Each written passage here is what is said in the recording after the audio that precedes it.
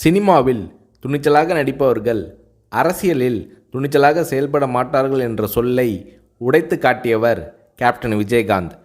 தமிழக அரசியலில் துணிச்சல் மிகுந்த அரசியல் கட்சி தலைவராக கேப்டன் விஜயகாந்த் அவர்கள் உருவெடுத்தார்.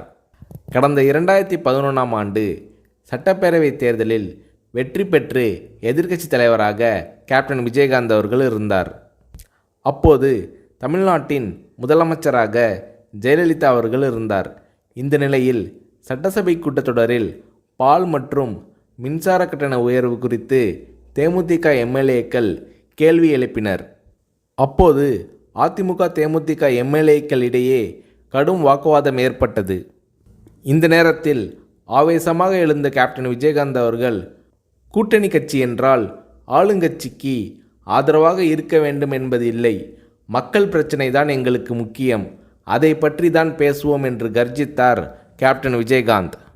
இந்த நேரத்தில் ஜெயலலிதா அவர்களும் கேப்டன் விஜயகாந்த் அவர்களும் மாறி மாறி கடும் விவாதத்தில் ஈடுபட்டனர். இது அன்றைய காலகட்டத்தில் பெரும் பரபரப்பாக பேசப்பட்டது.